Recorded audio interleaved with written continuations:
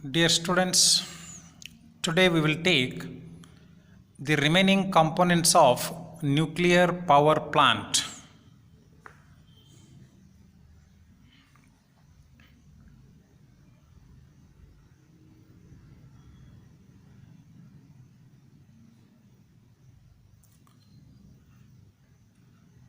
Coolant.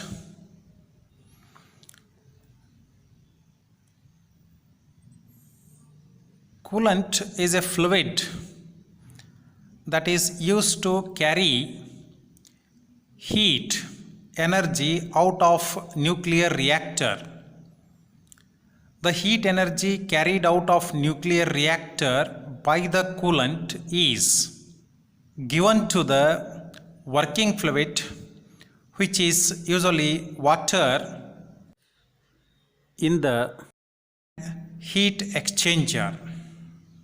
Coolants are used for transferring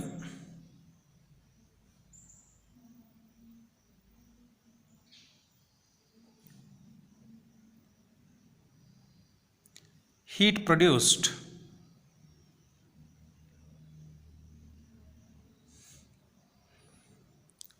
inside the reactor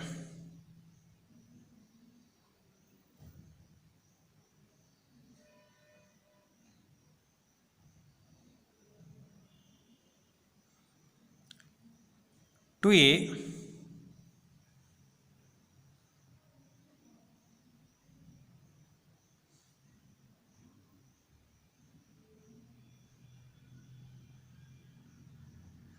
heat exchanger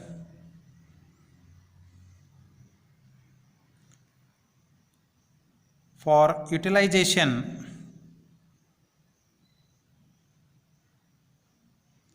of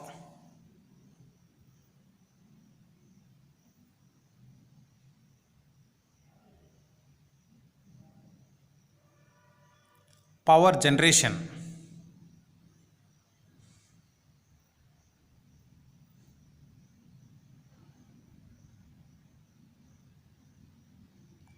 The commonly used coolants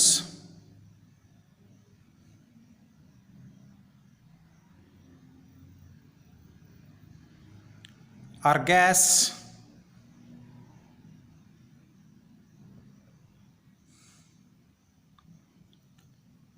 and these gases may be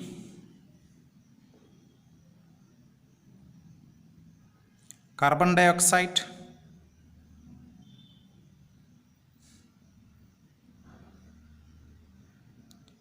air,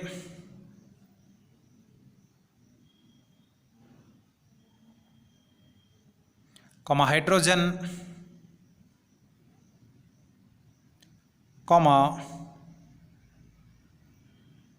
helium.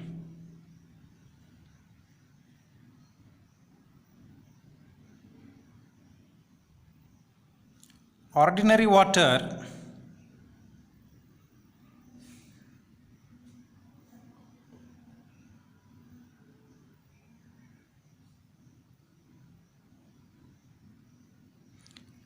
heavy water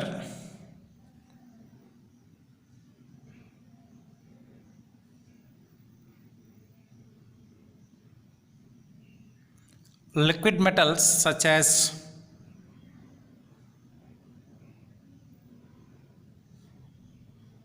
sodium or potassium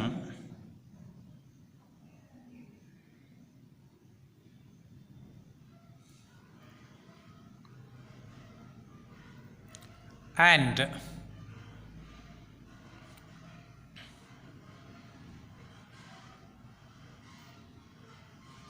some other organic liquids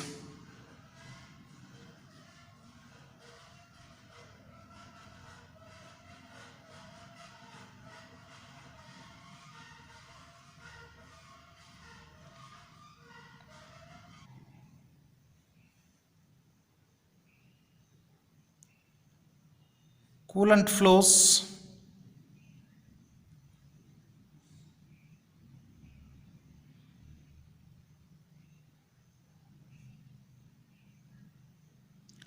through and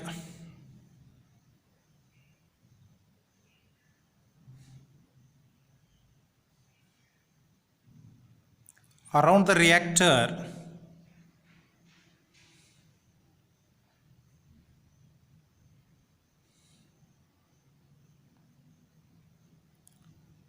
coolant flows through and around the reactor,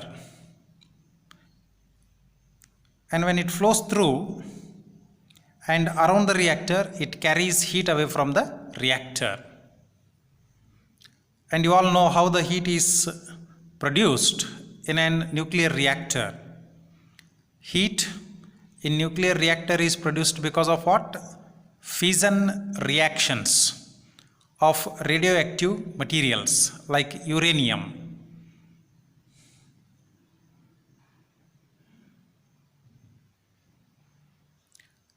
There is also an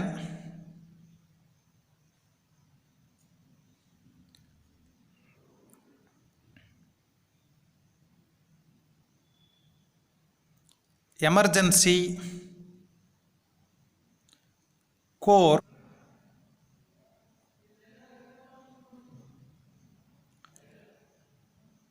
cooling system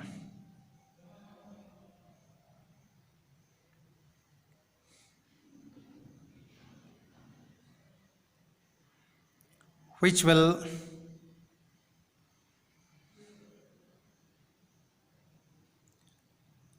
come into operation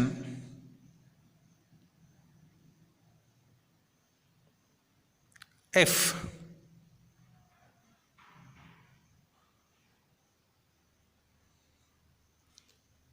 either coolant circuit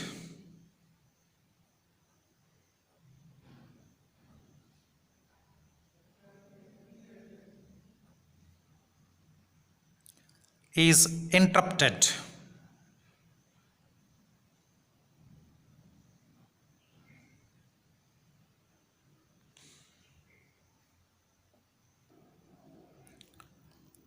Next component is steam separator.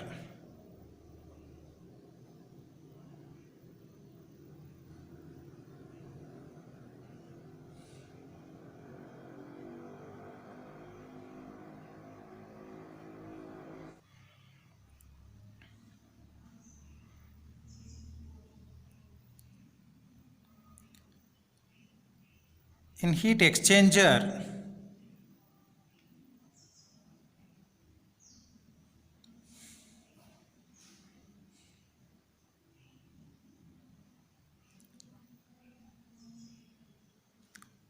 heat from coolant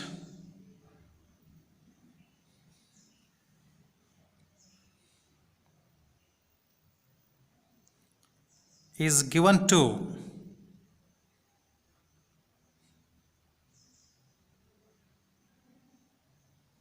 water.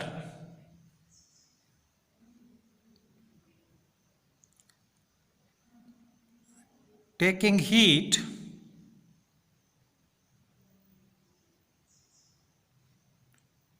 from coolant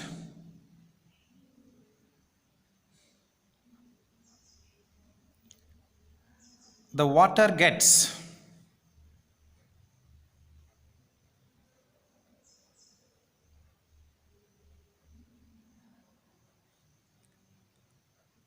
converted into the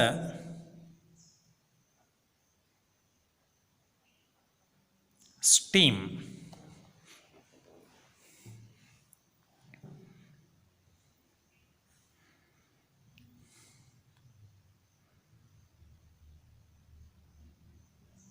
Since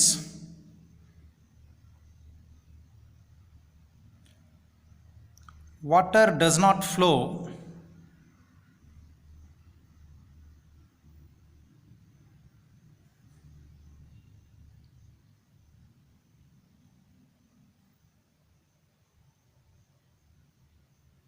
through nuclear reactor,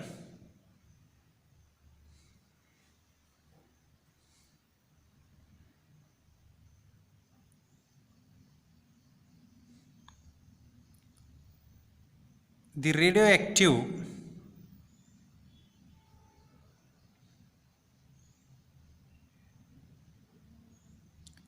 radiation hazards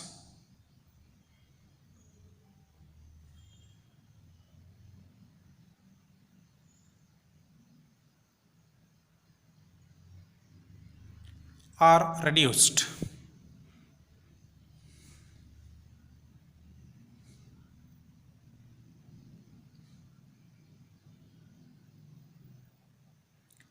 The steam so formed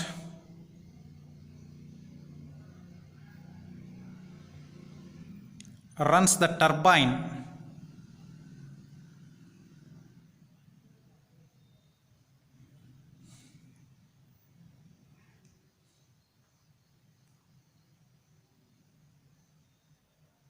and then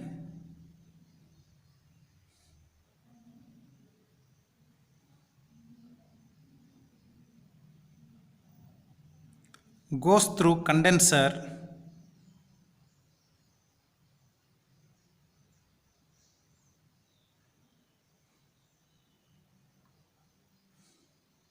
from where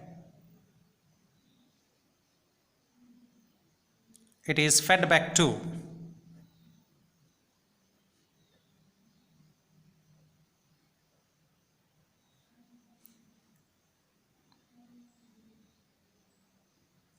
heat exchanger.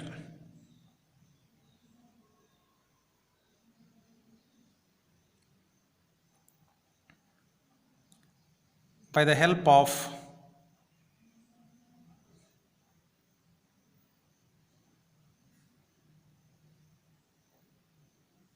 feed water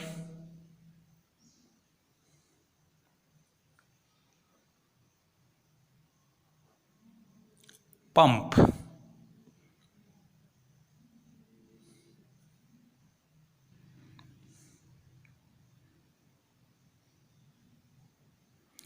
Next component and the last component to be studied here is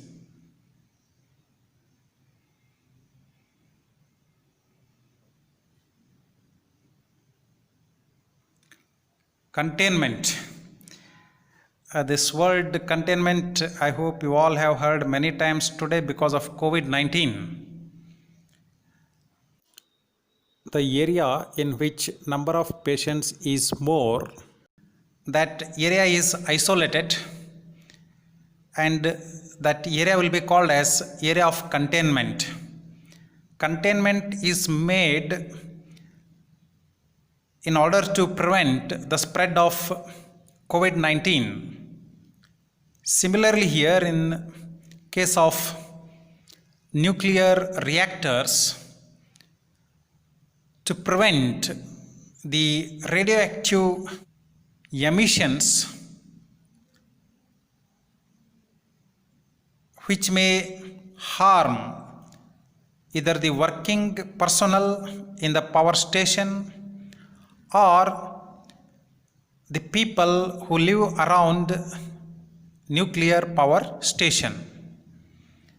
Especially in the nuclear reactor, the nuclear material is placed at the core, and the core is located in a concrete lined cavity that acts as a radiation shield.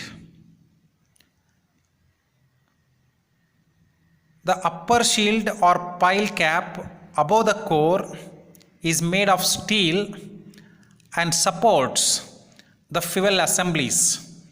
You all know that zircaloy tubes containing uranium pellets are placed inside the nuclear core, but there has to be some supporting system. For that purpose, a steel supporting structure is made. So definitely the steel supporting structure has to be at the upper level comparing to the nuclear reactor core where fuel is placed.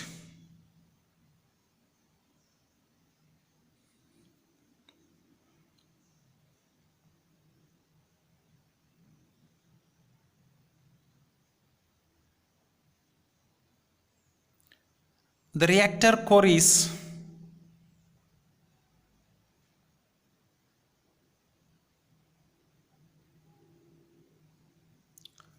located in a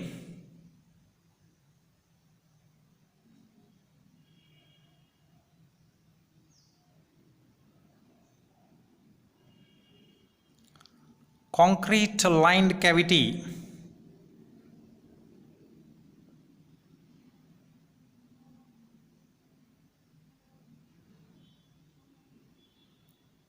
that acts as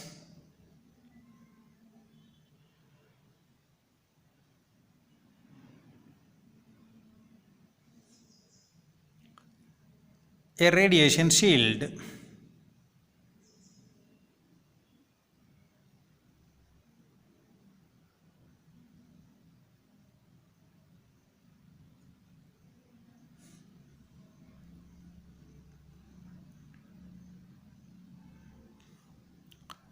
The upper shield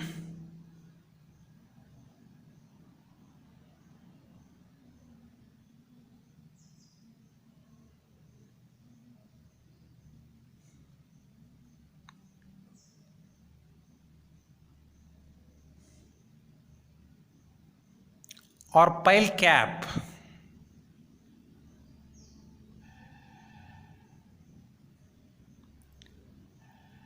above the core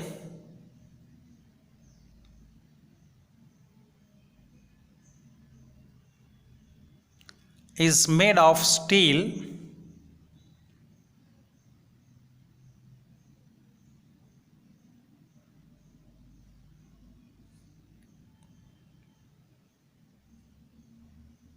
and supports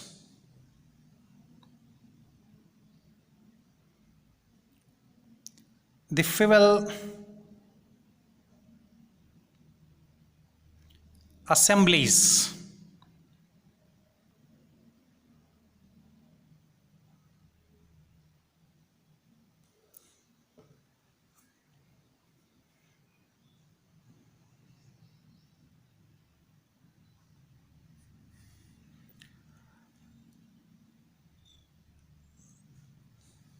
Now we will take up next topic, that is economics of power generation.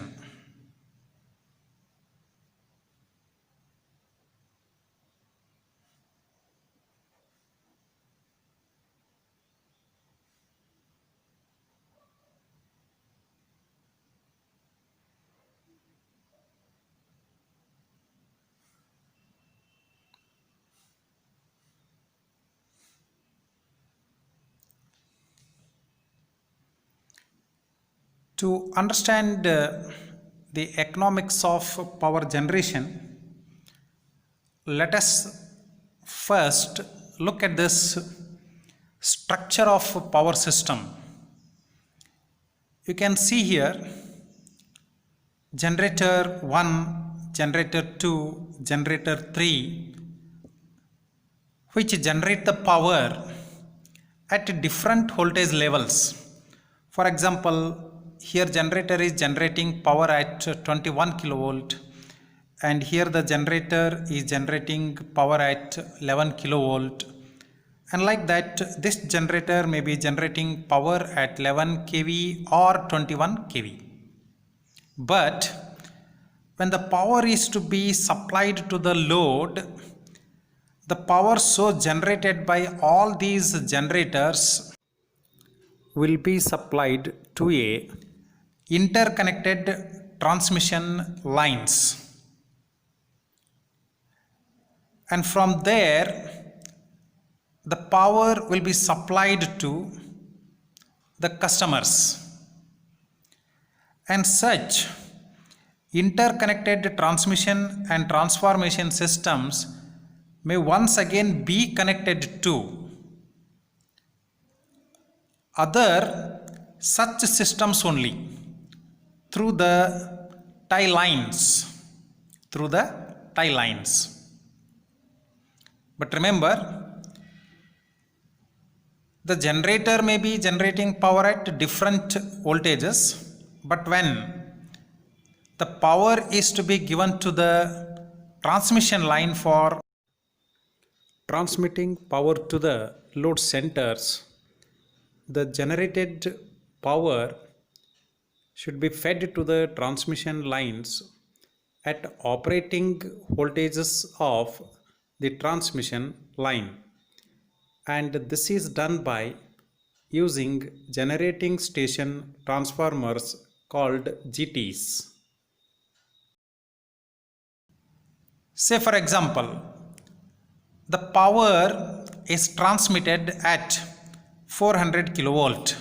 Then the generating station transformer here will be of 11 kV bar 400 volt.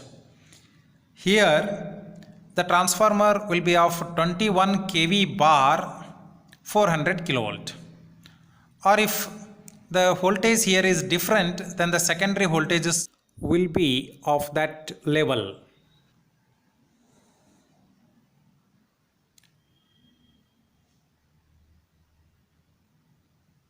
Now, from this transmission system, the power flows into the sub-transmission system.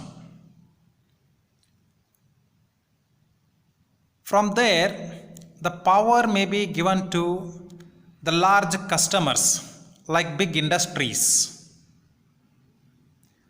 And at the sub-transmission system, there may be a small generating unit, and that small generating unit will feed the power into the system. Say for example, the sub-transmission system here is working at 66 kV. Then the small generating unit here may be generating power at 11 kV. But by using generator transformer, the voltage level will be changed to 66 kV on secondary side. And from the sub-transmission systems, the power will be given to the primary distribution network. And from there, the power is fed to the secondary distribution systems. The primary distribution systems work at 33 kV, 25 kV, 11 kV, and the secondary distribution systems work at 400 volts. And the consumers which consume power at 33 kV, 25 kV or 11 kV, they are called as medium large customers. Whereas the customers that get power from secondary distribution system at 400 volt are called as small customers. If small customer is consuming 3-phase power, then he will be operating his load at 400 volt or 440 volt. And if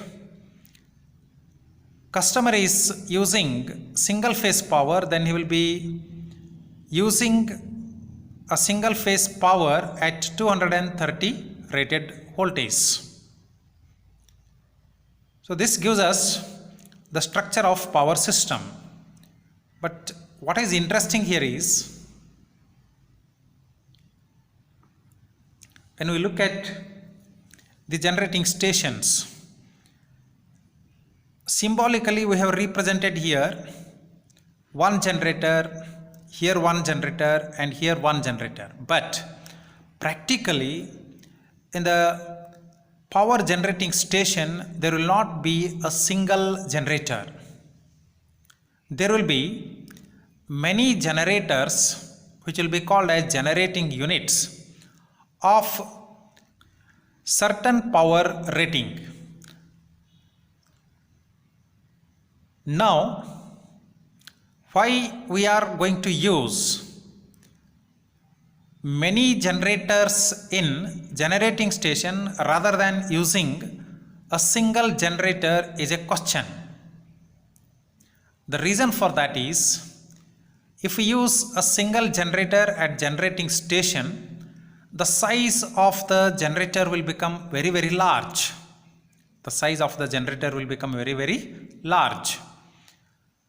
And the transportation of such large generators is very, very difficult. Not only that, when a single generator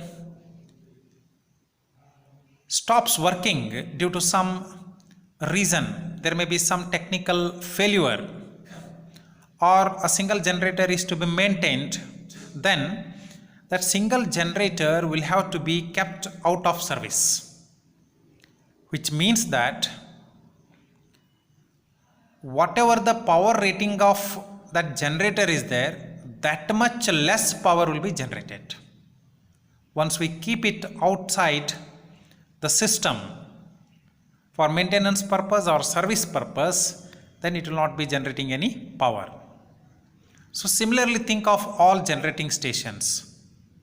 But instead of having a single generator here, which is of large rating, if we use say 4 to 5 small generators of smaller ratings, then when one generator is to be serviced, only keep that generator out of the service and the remaining 4 generators you put into the service. So there will be considerable amount of power generation, and that will not result in a gap between supply and demand. Also, when I make use of smaller and smaller generators, as already we have discussed, the smaller generators can be operated all the time at near their full load. When the generators are operated near their full load, then their efficiency will be better. That means overall system efficiency will become better. Whereas if I use only a single generator which is having a large capacity, but if the power demand is less, in that case the generator will have to generate less power. When the generator has to generate less power, that generator will have to be operated at not full load. The generator will not have to be operated at full load, but it will have to be operated at some lesser load. And if a generator operates at lesser load or low load or light load, in that case the generator's efficiency will come down. The generator's efficiency comes down, it means what? You are giving more input to the generator and you are going to get here less output power. In other words, the cost of generation goes high. But with time, in a day you cannot keep on changing the cost of power sold or the energy sold. So that cost of generation will have to be borne by the generating stations itself. So they will start working under less profit condition or no profit condition or under loss condition. So in order to avoid such situations, instead of using only one generator, many generators are used in a power station. Then a question arises now. Which generator is to be operated, when it is to be operated, how long it has to be operated, so that the cost of generation of energy becomes less. And at the same time, all the customers are satisfied, all the customers get energy continuously. So to answer this question, we have to now learn economics of power generation, and there many terms we will have to first understand so that we can use them to compute the different factors which govern the economics of power generation, right? So I think now you are ready to learn the different terms that are used in economics of power generation.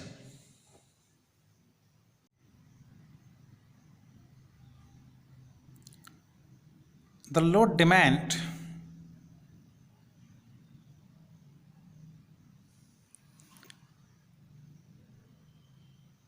in a power system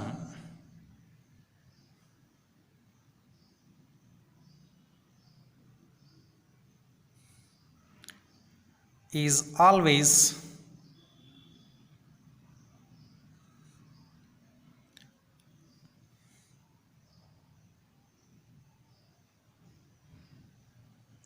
varying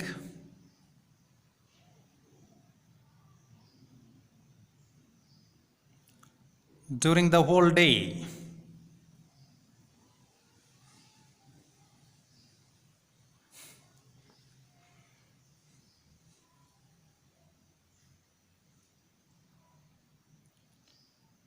As shown in figure below,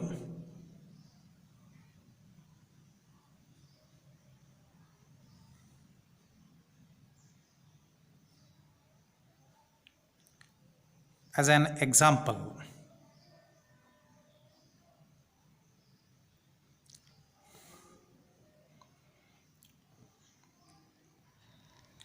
You can see here demand of power at a station during a day. The graph is here drawn midnight 0 hour to next day midnight 0 hour. That means 0 to 24 hours. On y-axis, load in kilowatt is taken. You need not remember this graph, but you just try to understand here that the power demand during a day on a station is not constant. It varies with time. What happens? It varies with time. So you can see here at midnight the power demand is 80 kilowatt.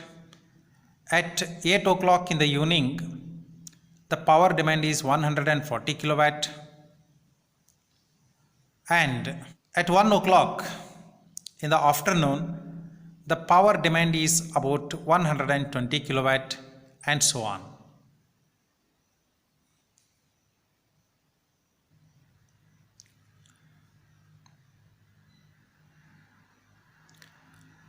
The minimum capacity of generator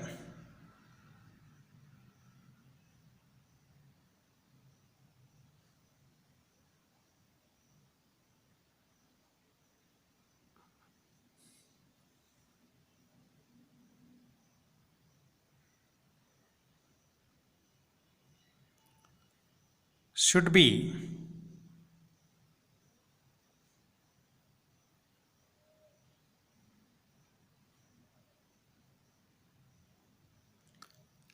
such that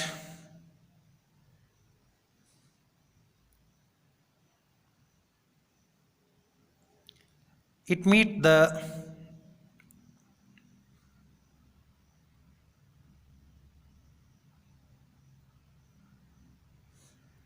maximum demand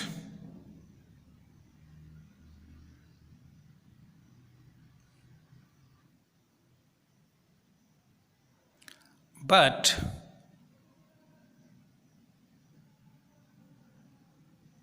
use of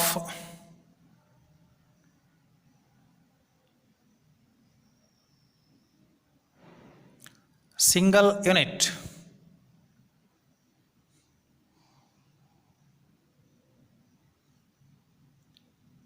to supply the whole load will not be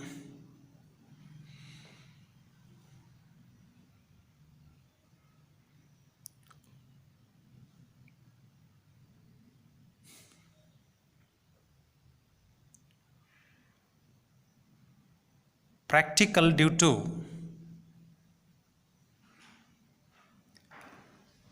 economic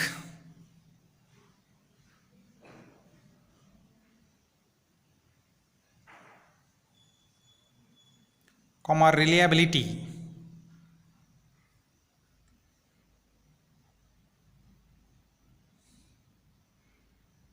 and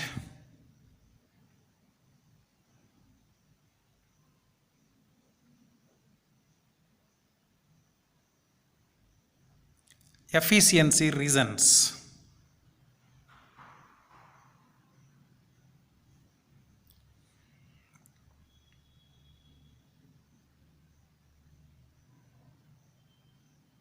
Therefore,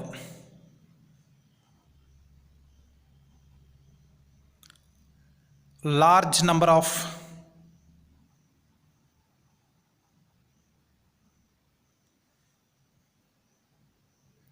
units are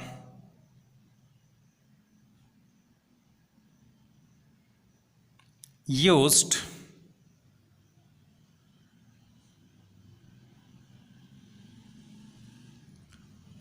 to fit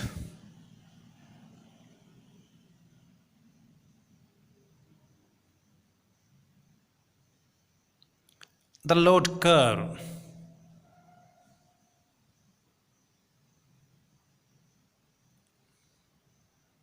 which is a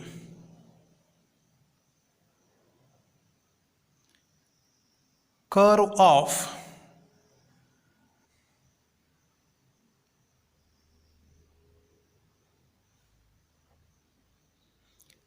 demand versus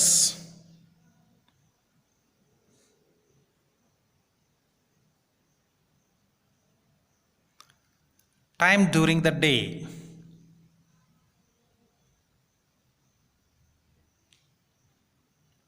Having the lower size of units,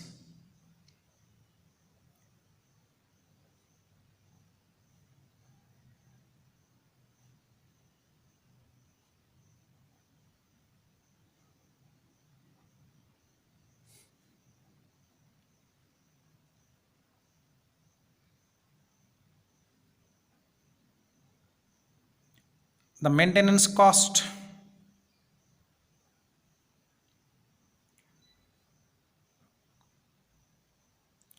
operational cost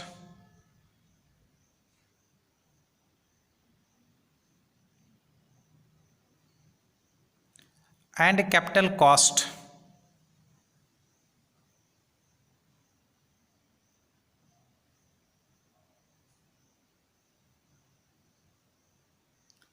increase.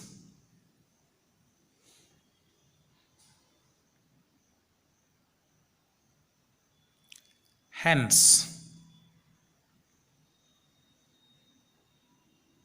a compromise between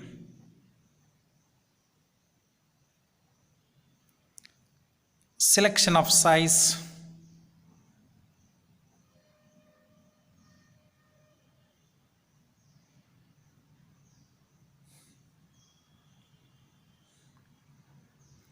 and number of generating units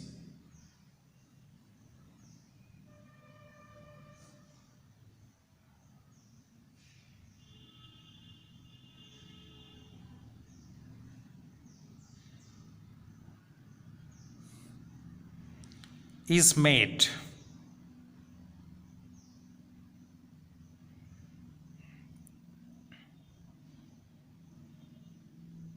its selection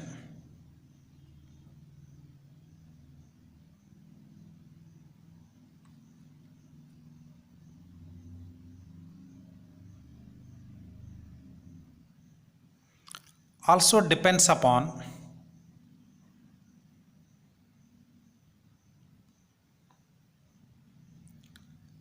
the cost of power,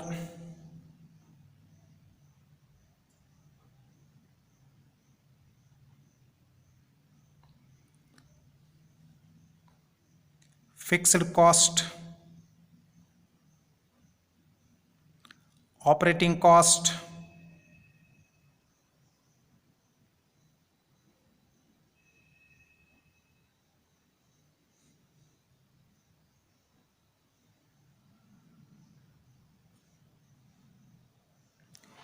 depreciation, comma,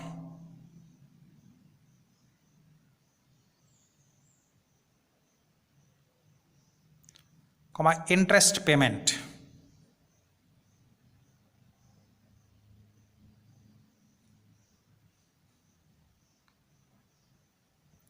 etc.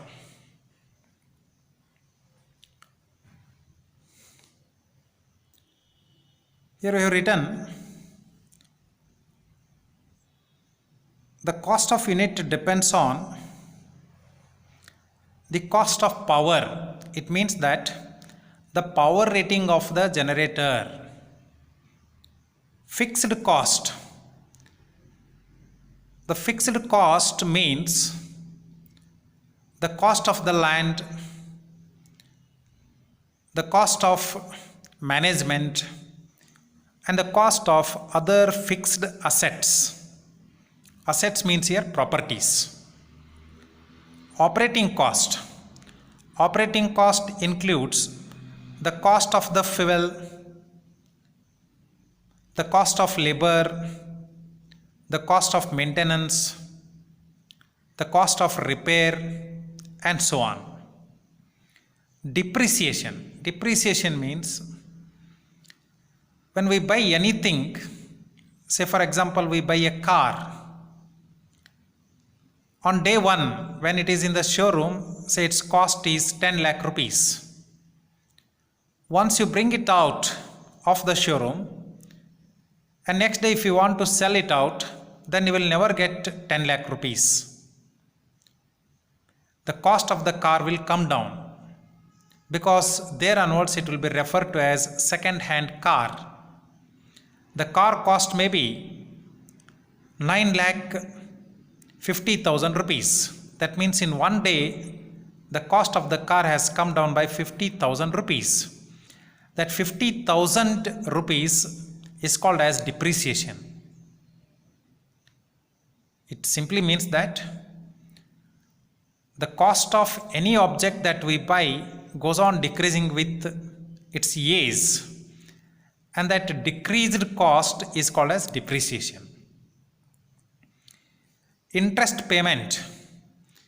So when this kind of large power system is to be constructed, then lot of money will be borrowed from banks, and to those banks on the principal amount certain interest is to be paid. So in selection of size and the power rating of a generator, we have to consider all these costs and then make a decision so that the customers are supplied with the electrical energy at a reasonable cost. At a reasonable cost.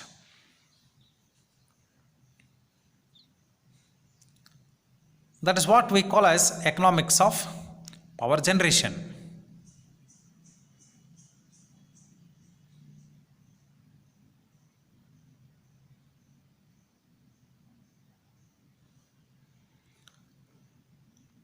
The electricity utilities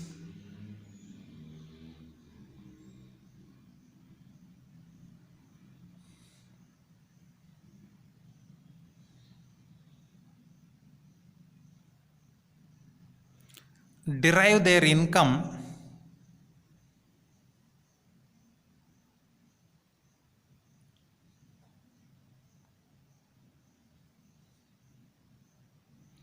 from the customers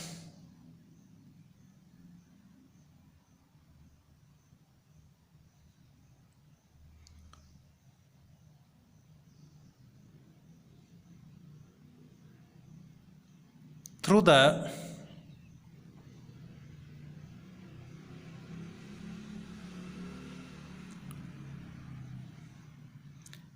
electricity bills.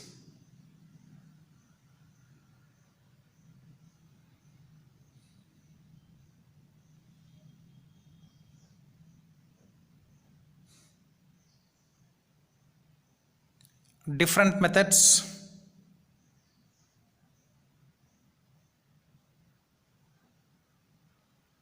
of charging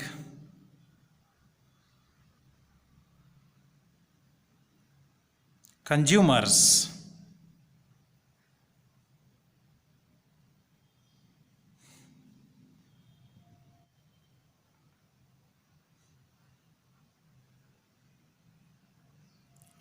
are known as